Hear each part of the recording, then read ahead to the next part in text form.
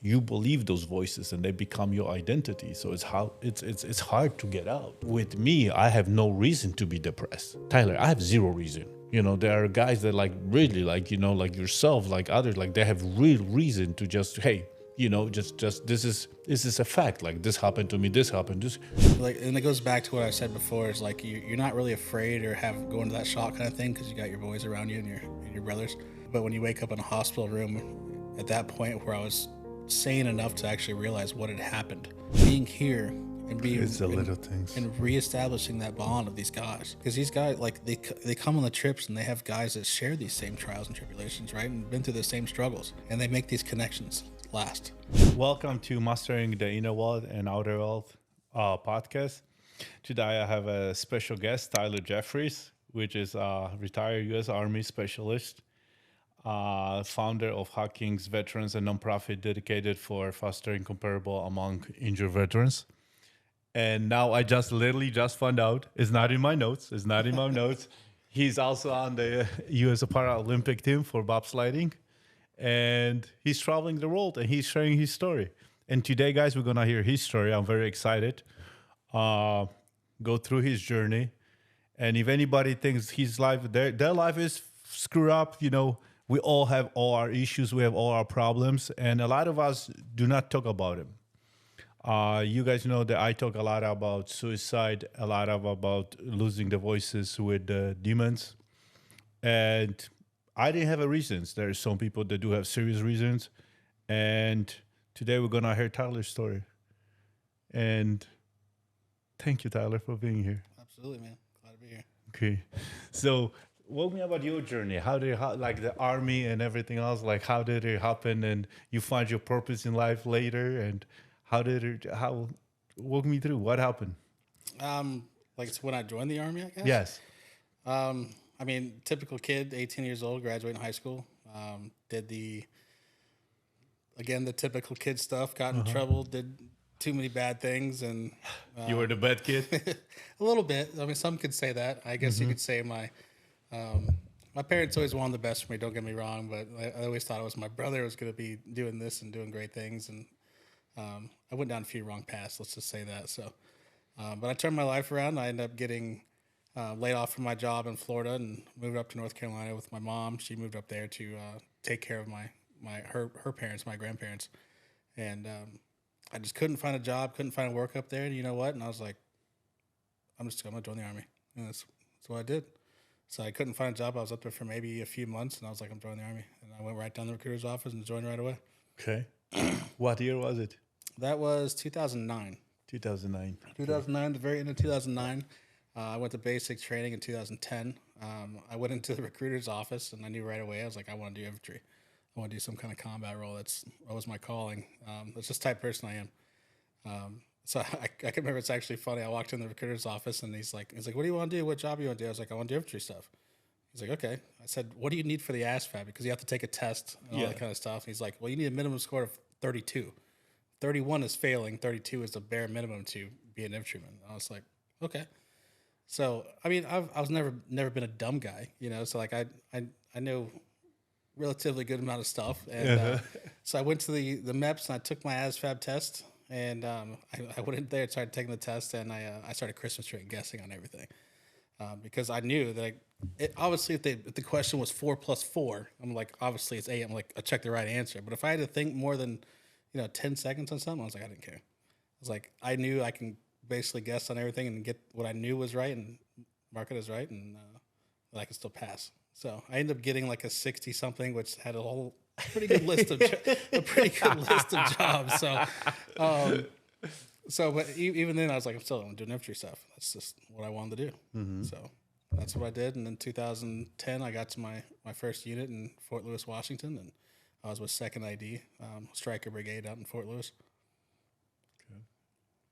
Then what happened? When happened the accident? And yeah, we did a few years after basic training. Went to airborne school. Almost died in airborne school. That was a trip. What happened? So, funny story actually. You're probably not gonna believe me, but I jumped out of a plane. It's on social media now. They better believe it. We're putting this stuff in universe. So actually, believe it or not, I jumped out of a plane and I made it all the way to the ground without my parachute actually fully deploying. And it sounds strange, but when I explain it, you'll understand. So we were jumping out of a C-130, I think it was, or a C-17 that day. I can't remember exactly which one it was, but basically the black hat, we call them black hats, the instructors there at the airborne school. He's like, in my 20 years of doing this, I've never seen this happen. And I was like, well, I'm glad I can be the test subject for this, or the guinea pig. But basically, we were jumping with full combat load, which means we have rucksacks on our shins. We're fully loaded, everything, weapons, all this kind of stuff. And so we jump out of the plane, and there's two doors on both sides. You have two lines of rows of soldiers jumping out of the plane at the same time. Mm-hmm. And so two of us jump out at the exact same time, and some freak wind gust, I guess, comes, and we both get sucked underneath the plane.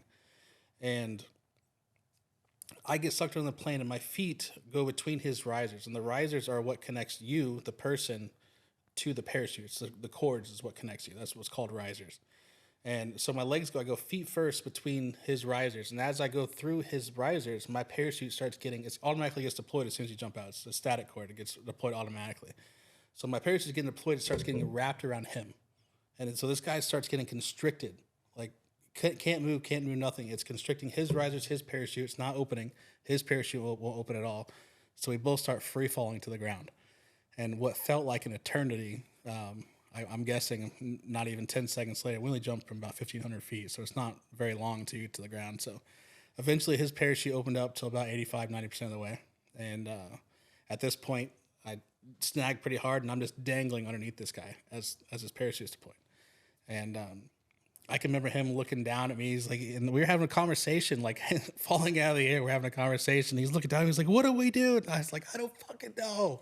Like, I was never saying that, looking up, and like, I'm freaking out here. And then, in those kind of situations, like, your training takes effect, right? So, like, they always tell you, the black hats and the instructors are always like, a T-10 Delta parachute can bring 2 fully combat loaded soldiers to the ground. And we're like, yeah, bullshit, And, so it actually did. So I knew right away from my training, so if I pulled my reserve in my chest, it would get released and it would steal the air from his parachute, and both of our parachutes, we wouldn't have enough time.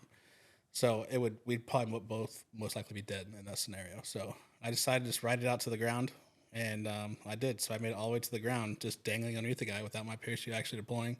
Did it happen to you? Well, I smacked the ground pretty hard. I blacked out for a second, woke up with cuts and bruises and stuff all over my hands, and nothing broken.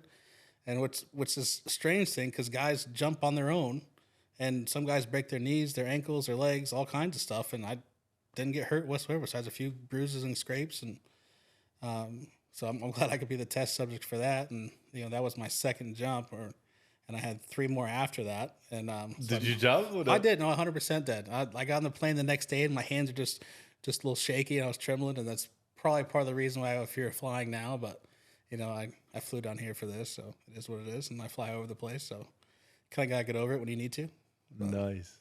But it was a heck of an experience. So in basic training, I had orders to go to Fort Bragg to an airborne unit because I had airborne in my contract. I was going to be to an airborne unit.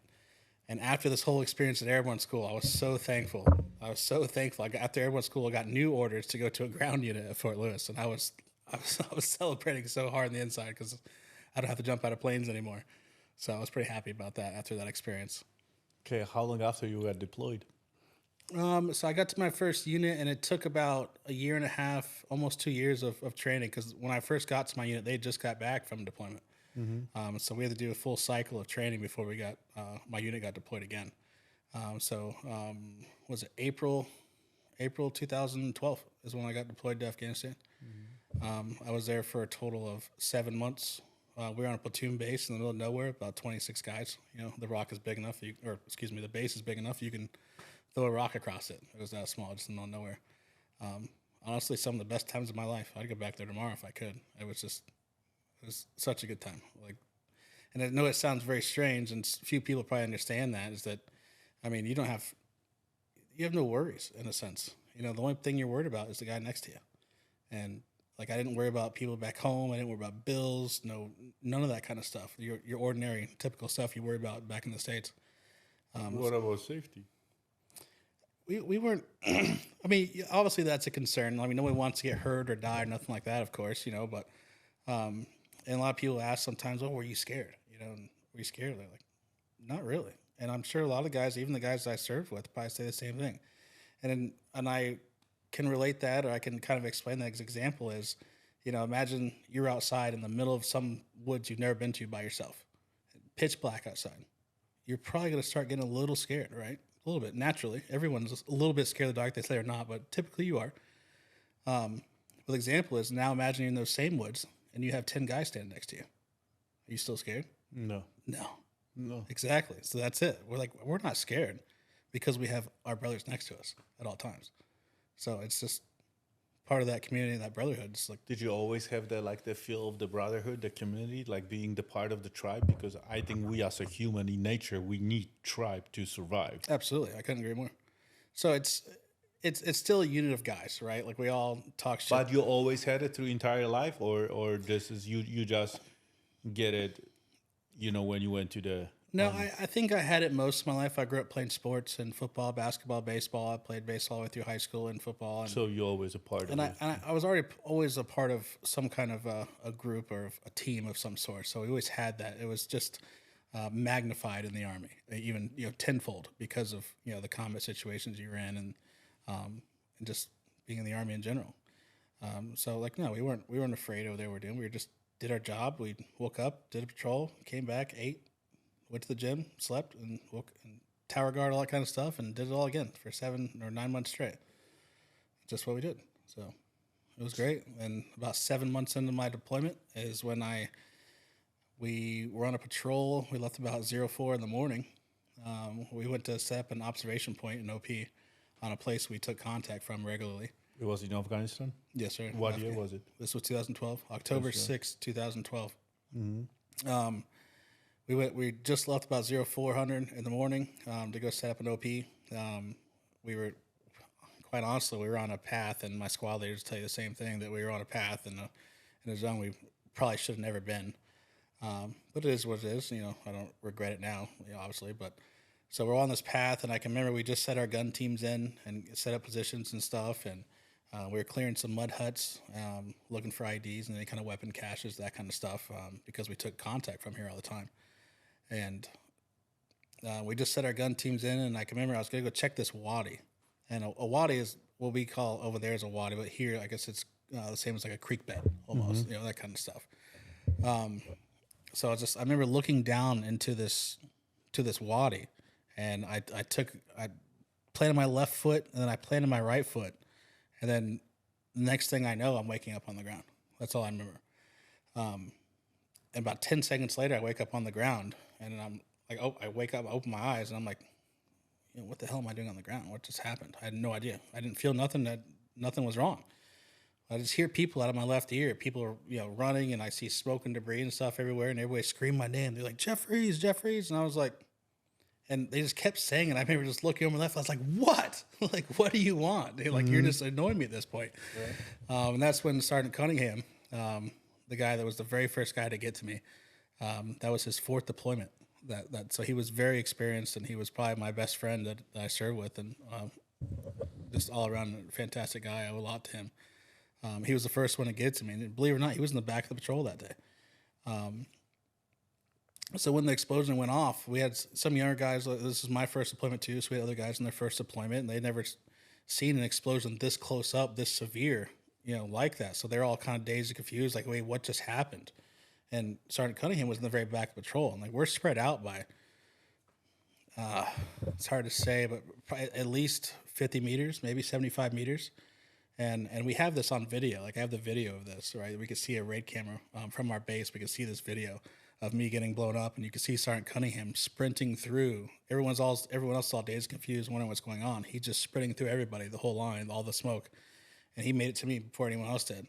And I remember him. He grabbed my shoulder straps on my plate carrier, and he starts dragging me backwards. And that's when I realized, I was like, oh wow! Like I start feeling some kind of tingling, almost feel like burning, like I was like on fire or something. And that's as he's dragging me. I look down and look at my legs, and you could just. Both my legs were just dismembered and mangled, parts of them hanging off, my bones sticking out of my leg, and just, blood and stuff everywhere.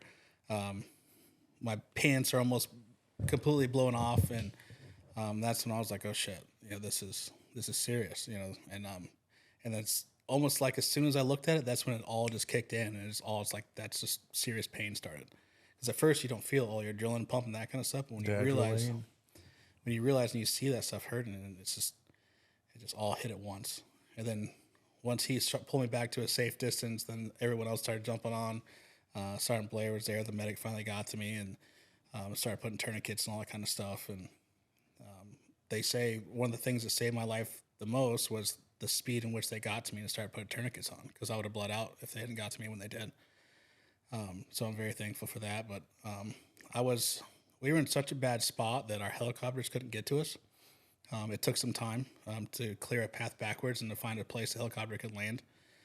So from the time I got blown up to the time I got put on the chopper, it was 55 minutes. And I was awake for all of it. I was talking to the guys and everything like that. And at the time, I was in pain, and they were giving me morphine at that time. But I was laughing and joking, saying, "I'm gonna have a beer before you guys are. I'm going home," kind of thing. And which I think really helped me out. They were talking to me, which helped me out the most, because the main thing you don't want to do is go into shock. When you go into shock with something like that, your body has a reaction.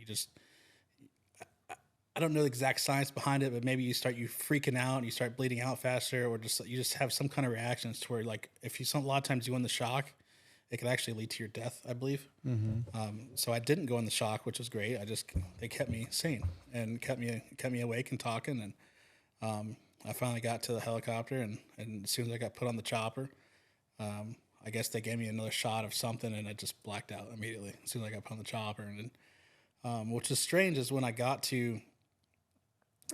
they took me to some other base to stabilize me. And when they flew me to, and it's weird because it's like a scene from a movie. So you don't remember anything? The only bits I remember is being on a stretcher, and I shit you not, it's like literally like a scene from a movie. You ever seen someone laying on a stretcher in the scene where, like, they're rolling through the hallway and the lights going past them? That's what I remember. I remember seeing the lights going past me as I'm rolling down the stretcher, and doctors all around me and, like, running through the hallway kind of thing. And then next thing I know, I wake up in a hospital room. I was actually, I guess, in an induced coma is what they put me in. Apparently I died 3 or 4 times on the table. They woke me up just enough for about 15, 20 minutes to call my mom, call home, call my parents, and let them know that I've been injured. Of course, at this time they'd already been notified. But I had to call my mom, let her know that, hey, I got hurt, this kind of stuff. And then soon after that, as soon as I hung up the phone, they had let me know that, hey, we're putting you back to sleep. You have to, or it's weren't going to survive. So they put me back to sleep, and that's when they sent me over to Germany, which I remember absolutely none of. I don't remember Germany at all. Apparently, I had my left knee at some point while I was at Germany, but it got infected, and they had to take the rest of my knee, all of my knee, in Germany. And then next I know is 2 days later, I woke up at Walter Reed National Military Medical Center in Bethesda, Maryland. And that's when the first sight I saw when I opened my eyes was my mom standing in front of me. How long was the period of the accident and So your mom standing next to you? About 2 days. 2 days. 2 3 days, something like Do that. you remember dying the 4 times, or you just No. Do you have any, like, your own, like, recollection, or just because you were told? No, I don't remember dying at all. I just remember what the doctor said and reading on my paperwork that I died a couple of times on the table. Yeah, they bring me back. So, I just woke up 3 days later in the ICU at the hospital, and it didn't really hit you over there. Like, and it goes back to what I said before, is like you're not really afraid or go into that shock kind of thing because you got your boys around you and your brothers. But when you wake up in a hospital room at that point where I was sane enough to actually realize what had happened, and I was pissed, man. I was just so mad at the world, like, why this had to happen to me, where am I going to go from here now? I was just very depressed. It took me a long time to get over that. I mean, we all still have our moments. I still have my bad days, of course, but I can just remember being really mad at the world. And it took a special thing, a little trip into nature, which actually pulled me through a lot of it. And then, So how long you stay in the hospital, and then I lived at the hospital there for 18 months. 18 months. 18 months. I took my first steps on my prosthetic legs in 42 days. So 42 days after I got blown up, I took my first steps. So, which is pretty good, I think. I don't want to brag or nothing, but we believe it or not, we had one guy there. I think he got shot a couple of times in his right leg or something. They actually had to take his leg off, just one leg. And this guy was an absolute animal. He lost one leg below the knee. It was fresh on his deployment. His guys were still in Afghanistan. He came to the hospital, got a prosthetic leg just like my right one here, and 2 months later got sent back to his unit in Afghanistan, went back to serve again. So it's just absolutely incredible what that guy did. He was up and running in 2 weeks. That guy pushed hard. And I can't remember the name for the life of me. I can't remember his name. He was only around for a couple months. And I was, so drugged up at the time. I don't remember a whole lot from interacting with him. But I just remember him being an absolute legend and just constantly working every day. And he was going to fight like hell to get back to his guys. So even missing a leg, he got a prosthetic leg and went back over there. How did your journey go? After kind of sitting in it, being alone, and any suicidal thoughts? Oh yeah, I had a ton of suicidal thoughts, which I think most people would in my situation, because the thoughts that were going through my head was how am I supposed to live life now?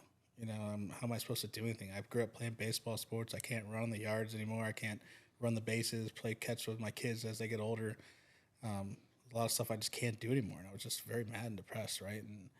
And so of course I had thoughts of ending it and stuff, but the only difference with me is, I grew up in church. I grew up in a religious family, and part of my faith, my religion, is that it's to commit suicide is the ultimate sin, and that alone kept me from ever going through or even getting close to doing anything. I couldn't. I would rather be miserable staring at a wall and depressed and sitting inside rather than ever do that. And that's just how I was raised. I would never do that. Where does it at some point did you lose faith in God, or you blame God, or you or you what do you think it helped you? Or I don't think I ever blame God for that. Of course, I was still angry. I wouldn't say I lost my faith. I think I maybe lost touch with it a little bit. I think I got it back soon after, because at the end of the day, I strongly believe it's my brothers that kept me alive, but also God kept me here for a reason. So I'm still alive today for that reason. And I feel like the work and stuff I'm doing now is part of God's plan and what I'm doing now to help others. So we'll see where my road goes and how many people I can continue to help. But I think I lost it for a little bit, but I think I got it back. Yeah. So your journey so you went through the journey, and now you're helping everybody. How does it because you see a lot, you went through a lot. How do you talk to your guys? They're going through the same stuff, and it's because the suicidal rate for veterans is huge. It is huge. I mean, it's they said every 82 seconds, veteran commits suicide. So how do you? I think that's, and I think a lot of the cause of that is because they're alone. I mean, you go from being in a unit, in a squad, in a group of family of guys, a brotherhood, and having that and living that life every single day. So now when you get out, let's backtrack a little bit. You're in deployment. You're doing all these things and seeing and doing all these things that you wouldn't normally ever have to do, and it puts a scar on your heart, on your mind. And now when you get out of the military and you go home, now you're alone. They lost that brotherhood. They don't have that anymore. Of course, they have a phone call. They can call someone. It's not the same. It's not the same as being out there with someone and just being with your best friend growing up, or whoever your best friend is. You're just hanging out, doing something outside. I think that makes the difference. It's not being alone. And that's what changed my life, is that about 2.5 months after I was blown up, I was still mad at the world at this point, very depressed, and just didn't want to be seen by anyone. I was very embarrassed the way I looked, being in a wheelchair with no legs, and I didn't want to go anywhere, nothing. And I ended up getting invited. Excuse me. I got invited on a deep sea fishing trip from the hospital. They had programs for us up there and stuff. So I got invited to go deep sea fishing with some guys from the hospital. A lot of them hurt just as bad, or some of them a lot worse than me. And believe it or not, it was actually down here at in the Keys. So we came down to Florida. I didn't want to go at first, but my best friend at Walter Reed, one of my brothers up there, his name's Greg. He talked me into it because he really wanted to go, and I was like, you know what, screw it. If you want me to go that bad, we're gonna go together. We're gonna do this together. So I did. We went down there, and this is gonna sound weird, man, but this was I grew up in Florida. I'm from Tampa area. I didn't grow up in a rich family by any means. We weren't like, we were middle class, but going deep sea fishing is not a cheap thing to do at all, so we didn't have the opportunity to kind of do that stuff. I went, freshwater fishing and stuff, but never been saltwater fishing. So I came down here to the Keys, and I remember being on the boat that day with my brothers and stuff, and just, it's weird how nature has a healing effect on your heart and your mind. I just remember sitting on the boat that day and just looking out to the horizon, the clouds, the sun in the air, and just the sun in the sky, and just a little bit of peace and tranquility just kind of come over you. And I know that sounds silly, maybe, but No, it doesn't. Believe me, it doesn't. And that's the best way I can describe it, man. I guess just put my mind and heart at ease and at peace. And so I told myself, I was like, you know what? I'm gonna stop feeling sorry for myself. Of course, I'm going to have my bad days. Everybody does. But for the most part, I'm going to stop feeling sorry for myself, and I'm going to live for tomorrow and go kick tomorrow's ass. And that's what I did. And on that trip, all of us were rolling down the sidewalks in our wheelchairs and all hanging out, going to restaurants and, BSing, jumping in the pool. A bunch of amputee guys jumping in wheelchairs in the pool and having a good time, drinking beers and hanging out. And, man, we didn't care what anyone thought at all. Like, we were at that point, I think it helped all of us more than some would actually say. But I think for me especially, like, I didn't care. I didn't care what people thought anymore. I was proud. I was very proud of what I'd given up and the scars I have now. So I went back to Walter Reed, and I think I went back with a different mindset. I wanted to do more. I wanted to fight more, and I wanted to get better at my prosthetic legs, and I wanted to continue to live life. And that's when I got back to Walter Reed, and I looked around and I saw these triple amputees and some quadruple amputees, working out in the PT area that we work out in every day. And, they're not complaining at all. Of course, they have their private struggles on their own, but they're not going to complain in front of us. But at that moment, I kind of looked at them and I was like, you know what, who am I? Who am I to sit here and feel sorry for myself and complain for this? And look at these guys.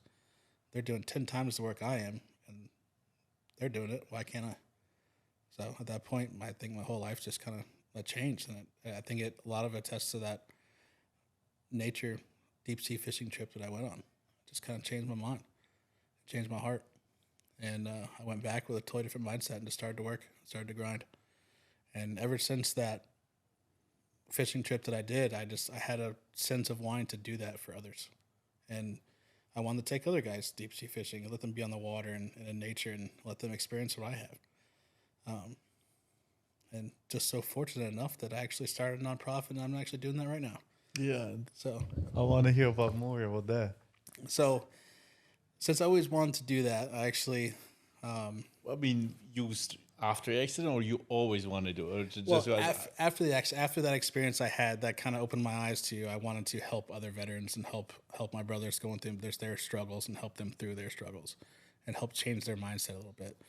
So I ended up meeting a lot of really great people along this path of mine. And I think it was 2017, 2018, I met a guy named Booch. His name is Joseph Buccini. We call him Booch because his last name's Buccini. His nickname's Booch. I met him in Vegas.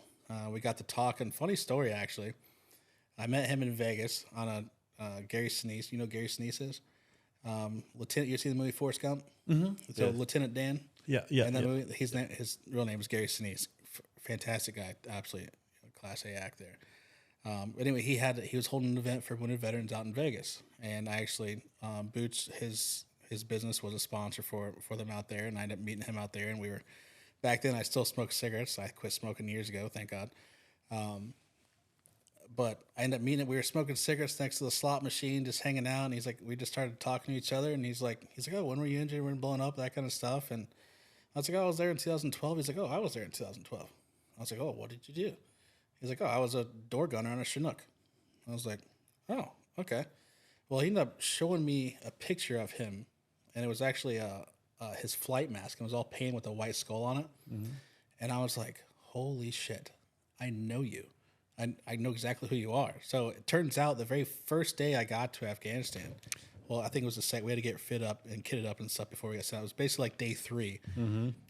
They had to pick us up. He picked us up on a Chinook helicopter and flew us to our platoon base. So it's just a small world that I actually met him. 5 years later? Yes, yeah. 5 or 6 years later, I actually meet him in Vegas, and I know he showed me a picture. I was like, I know exactly who you are, and because I remember looking at his mask, and I was like, dude, I want one of those so bad.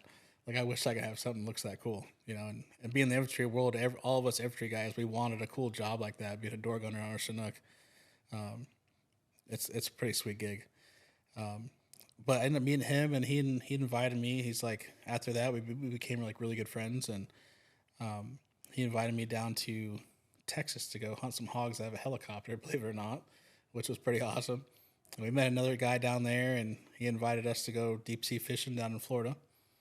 And I was like, of course I'm gonna go deep sea fishing down in Florida. And it was actually in West Palm Beach, just north of here. And we got on the boat that day. We were going mahi fishing, and by the grace of God, I guess, we just like one of the best mahi trips that even the captains and mates have ever seen. We were catching tons and tons of mahi.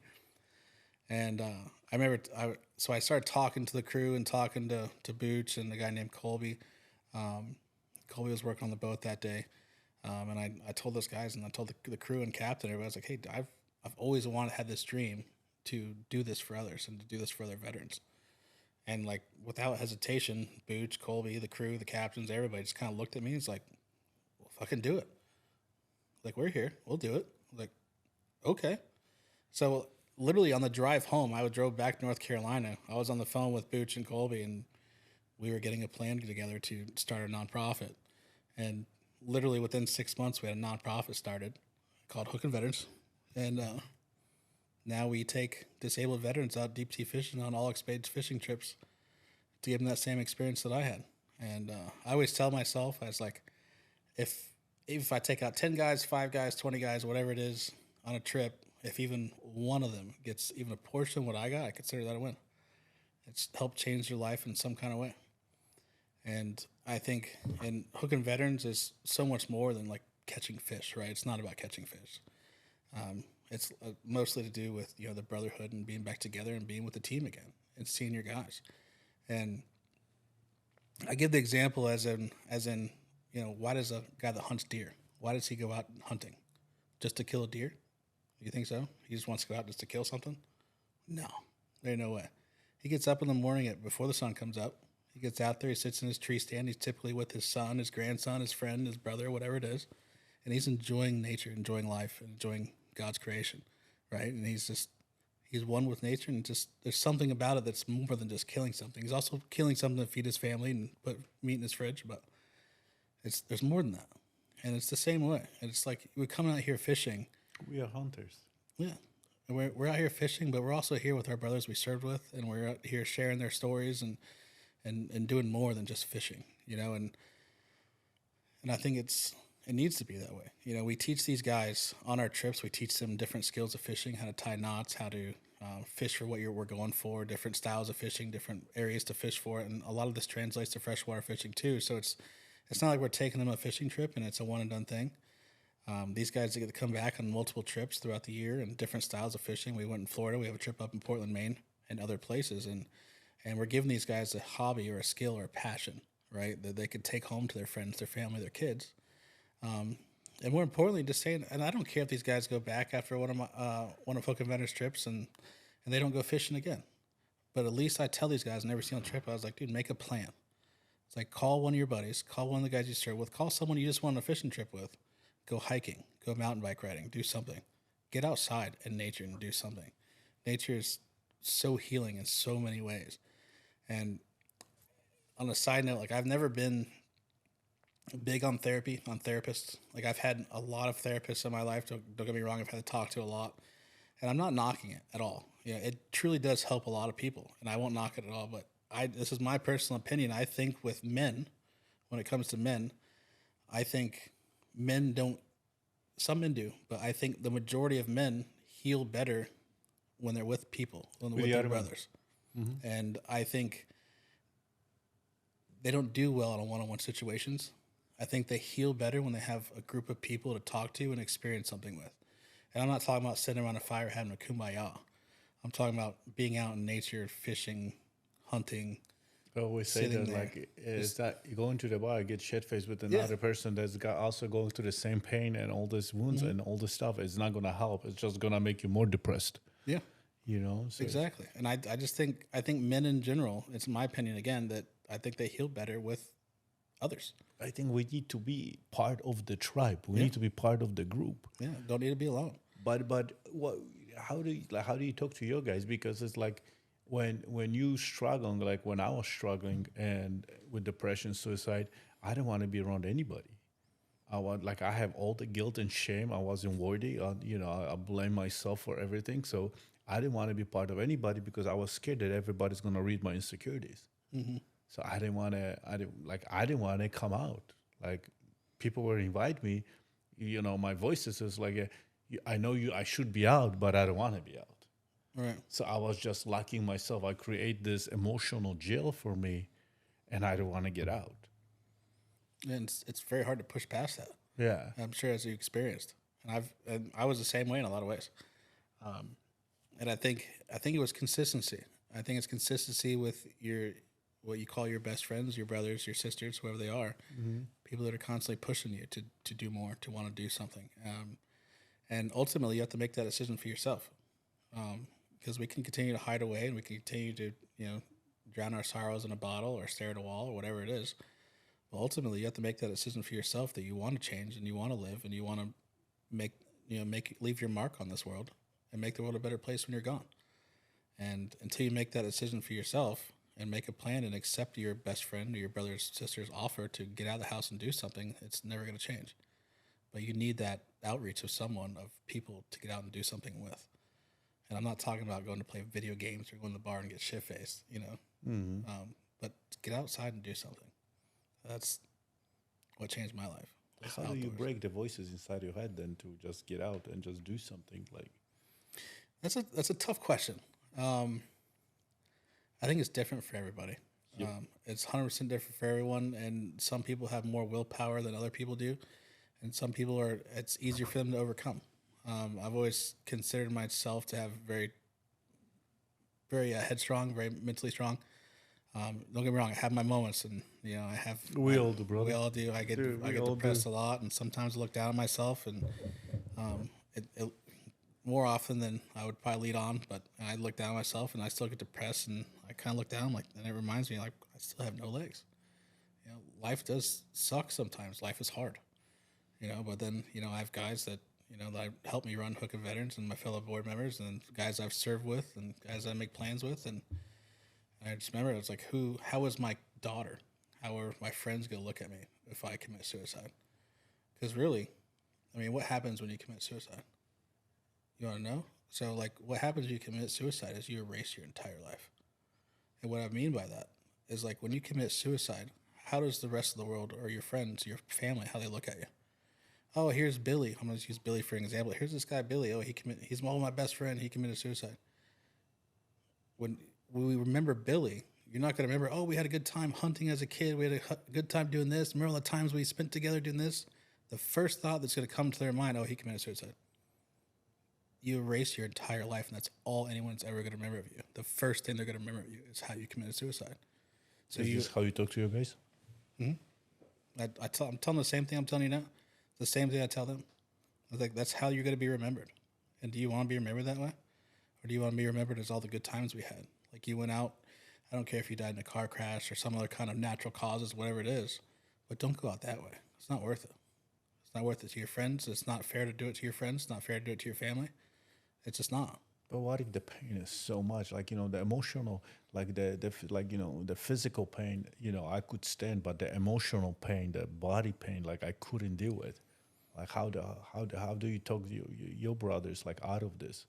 Because it's like like you've been you know how hard it is. It's just like you believe those voices and they become your identity. So it's hard to get out. And then you can like with me, I have no reason to be depressed. Tyler, I have zero reason. There are guys that like really like like yourself, like others, like they have real reason to just, hey, just this is a fact. Like this happened to me, this happened, this how like how. Again, I think that's a tough question. And I think everyone handles it differently.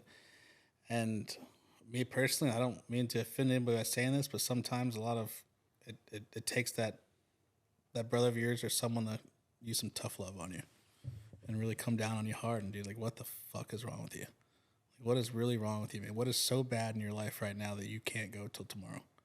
Like, what is really so bad? Like, think about it. What is fucking wrong? What is so bad in your life that you want to commit suicide? I get it, you're depressed and you have this reason, but why is that bad? Like you gotta like sometimes it's I think there's two paths you could take. You can do the tough love, which I've used a lot, and some guys use on me, and sometimes I've had people jump down my ass and I need to fucking hear that. Right? Sometimes you need to hear what you don't want to hear. You don't like hearing it, but you need to hear it. And some guys like need the more gentler, approach and really sit down and have a conversation and be like, how do you move forward from this? How do you find that one thing that makes you want to keep going, or that changes your life, whether it be, the love of a good woman or religion or something to do out in nature or whatever the case is, there has to be something.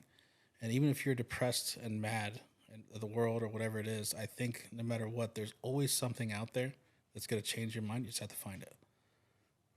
So I think it's that approach or just being some The tough love. journey, to find the journey, like just go, and if you cannot find it, just find it. It just that's exactly what we're born for. Yeah. I mean, you're gonna find something eventually. You just gotta keep going. Don't give up. Don't What quit about the fighting. stories on the boat? When you guys go on the boat, do you have like any story that completely shook you, or just how we like somebody tells you like we have a like we hear the story from somebody as like, holy shit, like my perspective completely changed. And you've been like, you have all the guys, veterans. So it's like, you have any like a story that shook your life or changed your life or make a big impact on you? I think for me it's continuous. I think I hear so many stories of so many guys, and I think I tell you what, the guys that really changed my mind, or I wouldn't say changed my mind, it really affected me a lot. I think are the Vietnam guys, because we do take Vietnam guys on our trips too. We like to take care of the guys that led the way for us. And when they got back from Vietnam, those guys got spit on and called baby killers, all this, that, and the other, and they didn't deserve that. They went and fought and died for their country, right? And they don't deserve that at all. So we try to take care of them the best we can and show them the love that they deserve. And some of the stories these guys tell us of, the stuff they've been through in Vietnam, and some of the stuff it absolutely blows my mind, and it makes me so thankful that we finally have a world that's, for the most part, very patriotic and very grateful for what some of us have done for them to keep this world safe, to keep America the greatest country in the world. So it's very humbling to hang out with those guys and hear some of their stories. And for instance, I won't say his name, but I had a guy tell me that he was in Vietnam and he got shot down twice. He was a helicopter pilot. He said he got shot down twice. He got shot down the first time. He's like, all right, got back in another helicopter, went back up, got shot down again, got back in another helicopter, and went back up. And I remember my wife was on the trip that he was on, and I remember she asked him, she's like, what the hell? Why are you doing that? Like, you got shot down twice and you had the cojones enough to get back and another one to go again. He's like, well, who else is going to do it? And no one here is going to take my spot and take my job.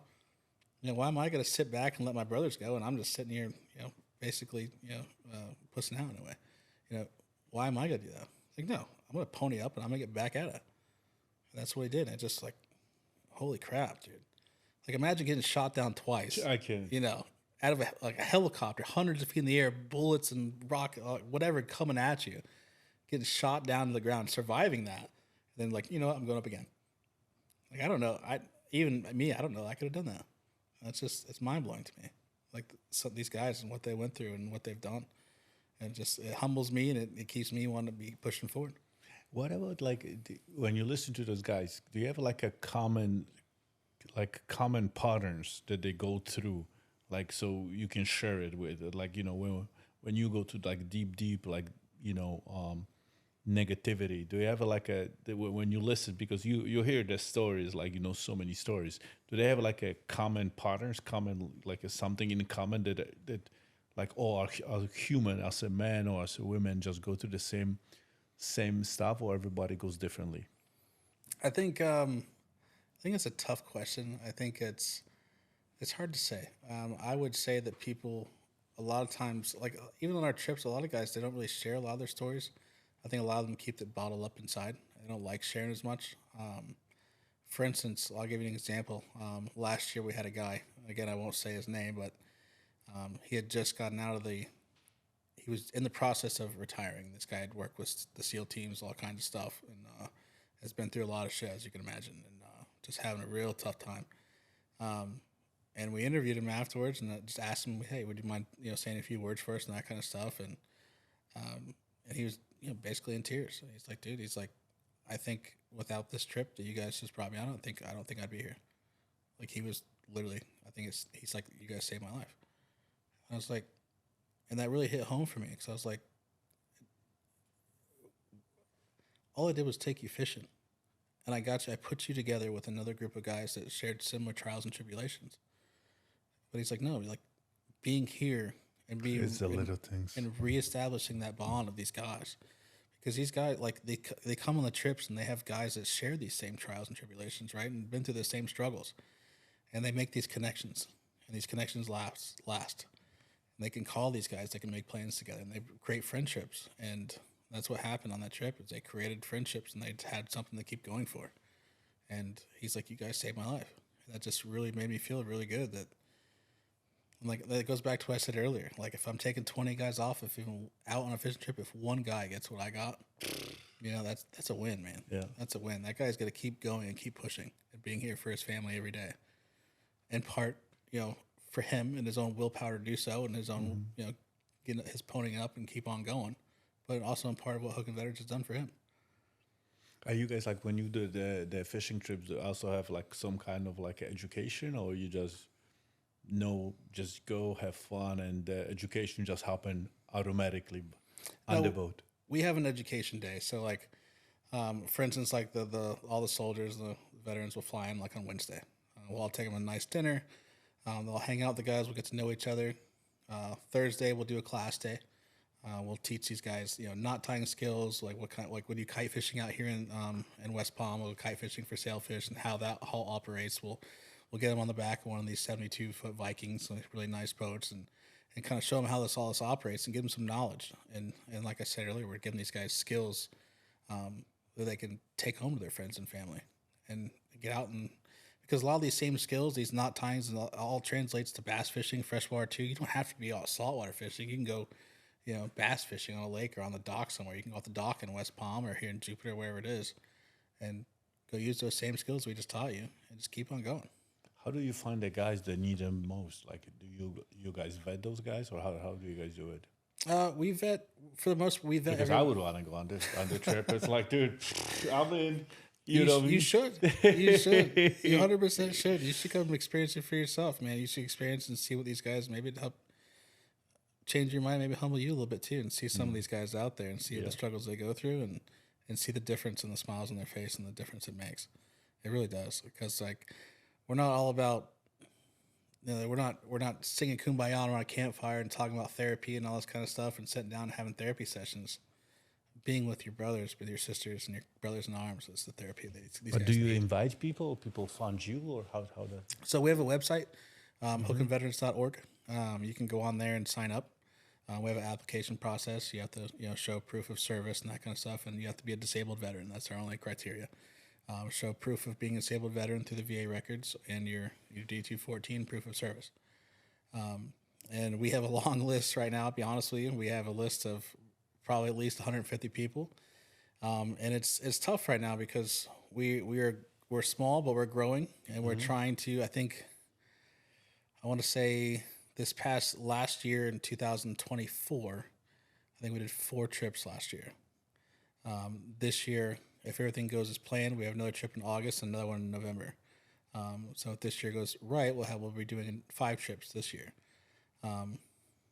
So the more funding and opportunities we get, the more people we can help out and we can take.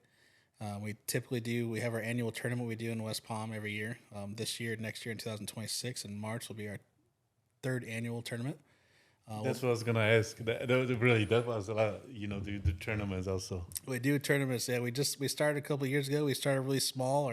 Our first tournament, as you would say, was we called it our tournament. We had 3 boats, but it was all veterans competing against each other. We had score sheets and all this kind of stuff, and we made it fun for the guys. They're not winning money and all this kind of stuff. They're winning bragging rights. And you guys won Hookin Veterans tournament. We put their name. We have a big perpetual trophy. Think of it like the Stanley Cup that they get their name forever engraved on, and it's a Hookin Veterans memorabilia piece that, these 4 guys on this boat, they won this whole tournament by catching the most sailfish or whatever it was for the tournament, and so they have bragging rights for that. And so now the second year we went up to 5 boats. Last year we had 5 boats, and hopefully this year we'll have 6 boats. And these aren't just 20, 30 foot center consoles. Like I said, these are 70, 80 foot Vikings. Really nice sport fishing yachts, like boats. Super nice. So just being on a boat like that for most people. Just being on a boat like that, and exactly. I know for me, the very first time I was a once-in-a-lifetime opportunity. I never thought I'd have the opportunity to start a nonprofit and to be on more of them. So a lot of these guys, they'll never get to experience that again. So this is just being on that boat, and whether you catch fish or not, like a lot of us, we don't care, man. I don't care. When I go on the boats, I don't hardly ever touch a rod until one of the crew or the other guys force me to, hey, we need you to catch this one. We already have 2 over here. You go catch this one. I just like seeing the smiling face of these guys, man, the difference it's making, just them having a good time. There'll be times we're sitting there for an hour and none of the fish are biting, and we're just all hanging out and drinking a beer, just BSing around. And that is the best time that I ever had, is being on a boat with the guys, just hanging out. It's life-changing for a lot of these guys. Yeah, because they need connection. You know what I mean? They need to be around, and it's I'm huge at being a part of the tribe. We men, we truly we need that. So, and that's how we we connect with everything else, and then we see what's going on. And I love how you said connection with nature. It's there's no better way of just sit and stir, and it's I had enough. I'm not a fisherman, but last week there was a fishing tournament, and we didn't know what's going on. It's 6 a.m. and suddenly hundreds of boats dude, it was they were chasing each other who gets the ocean first. Right. I was it's I didn't know it was huge. I couldn't believe it. So yeah, fishing is huge around here, man. Yeah. Absolutely huge. A lot of fishing, a lot of good fishing around here. What is the biggest fish you catch?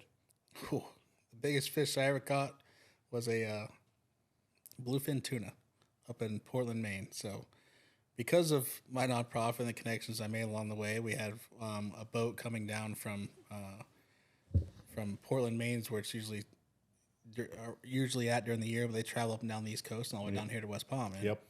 So one of the captains that helps us out on our with our trips and stuff brings the boat down and takes guys out, and he said, "Hey, why don't you come up to Maine with us sometime and go fishing with us?" I was like, "Okay, I'll come fishing." He's like, "By the way, we're catching bluefin tuna." I was like, "What?" It's it really is one of the most if not the most sought after fish in the world. They are incredibly huge fish and incredibly powerful. I think, if I'm not mistaken, the most powerful fish in the ocean.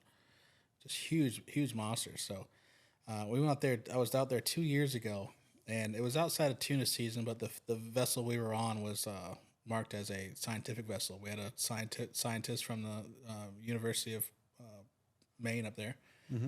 Came out, and we were satellite tagging these fish. So typically when you catch a tuna, and the way I think it goes is that these guys catch these tuna, but sometimes you'll probably heard stories it took them 12 hours to catch this tuna. And a lot of times that's true. I mean, those fish are worth high dollars sometimes, and that's their paycheck. So they'll baby it and let it go out, and if it comes back in, they'll start reeling and they'll let it go out further if it starts fighting, and just really baby it, trying to really capture that fish.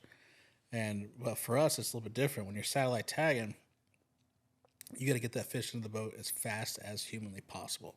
And the reason is the longer it takes you to get in the boat, the more tired that fish is. So if you take an hour to catch this fish and you get it on, satellite tag it, do everything you got to do, and then release it right away as fast, because the fish is only on the boat when you satellite tag it for tops a minute and a half. Like, it is very quick. Because if they get tired out and you release them back, they won't be able to swim for a while. They're just so tired sitting on top of the ocean, and a shark will actually come up and devour them. So it's pointless at that point. But the biggest one we caught while we were doing that, we caught a 99 incher, and we didn't. It was about 800 pounds. Jesus. So a really, really big fish, dude. It was it blew my mind, and I've never seen a fish that big up close like that in my life. I mean, the size of the eyeball in this thing was as big as my fist is around. It was huge, absolutely mind blowing. So it was really cool to catch something like that. And next on my bucket list, I'll be honest, is a blue marlin. I think that's what I want to go for next. That's my next goal. Is catch a blue marlin. Oh my God. A big 1,000-pounder or something. Where's the next trip? Next trip is August. August down here in West Palm Beach in August. Are you do most of the trips like from here, from Florida, and you just bring people? Where do you bring people from? Like all over? We bring people from all over the United States. Okay. So anywhere you come, I don't care if you live in California, Maine, Texas, wherever you are. Like, we'll buy you a plane ticket, fly out here. You pay for absolutely nothing. So again, the more help, the more sponsors we get, the more funds we raise, the more we can do more trips for more people a year. And that is the ultimate goal: is to help more people. And you building like a one community, and you guys stay in touch, or how does it? Absolutely. Everyone stays in touch. I have numbers of all these guys, and a lot of times on these trips, these guys share their contact information, all kinds of stuff. So typically we do smaller trips throughout the year, and we have our one big annual fishing tournament. And the reason for that is our smaller trips, we might have 6 to 8 to sometimes 10 for a small trip. And the bigger trips will get upwards of 16 to 20. And the reason why I like to keep it small is for the camaraderie, right? So Yeah, exactly. If you've ever been in to an event, well, I'm sure you've been to plenty of events out there. There's hundreds of people, right? And so you go to this event, and you might sit down to have dinner in this big open area, and you might never ever say a word to that other guy on the other side of the room. Right? I better like the intimate, like masterminds. There's like few of us. I like the round table, so everybody talks and everybody's connected. The more, the worse. Seriously, because it's like the person you're supposed to meet, you don't meet because you even though you're in the one room that you don't cross. But on the boat, I mean, you don't have a choice to avoid it. Like the boat is too small. I mean, even those are huge boats, right. But you kind of have a chance to speak with everybody on the boat. Exactly. So that's basically the idea, is that you keep it small, keep it intimate, because if it's too big, you might not have guys connect that really needed to. So you want to make sure that even when you're not on the boat and you're out dinners together, we're all hanging out together at the hotel, wherever it is, and all having a good time, that it is small enough that everyone connects on a certain level together. And they feel comfortable enough to share their story with these guys, or just make connection, just be friends. Whether or not they share their full story, any kind of story, they can make friends and make connections, and a lot of these can turn into lifelong friendships. I've already made a couple of friends on guys I brought out that they'll be my friends the day I die. They're just really solid, good dudes. What is the age? Like you have like I'm here Vietnam, so it's like you guys have like all over. All over. We have guys from the Iraq, Afghanistan wars to the Gulf War to Vietnam. Every war basically that we can. You only have guys or just women too? We've brought women out too. We've had a couple of women come out. Do you do trips with wives? No, we do not. So as of yet, we have. Why you? There's just no. I mean, no disrespect towards the wives. I really don't. We have not done that yet. So basically, the rule we have set right now is that if you're a disabled veteran and you need a caregiver, like you physically need someone to come assist you, 100% hands down, you will never be denied. So if that means you need to bring your wife because she needs to physically assist you in some kind of way, she's 100% coming, no questions asked. We ask the guys that do come, if you are able to take care of yourself, to come alone.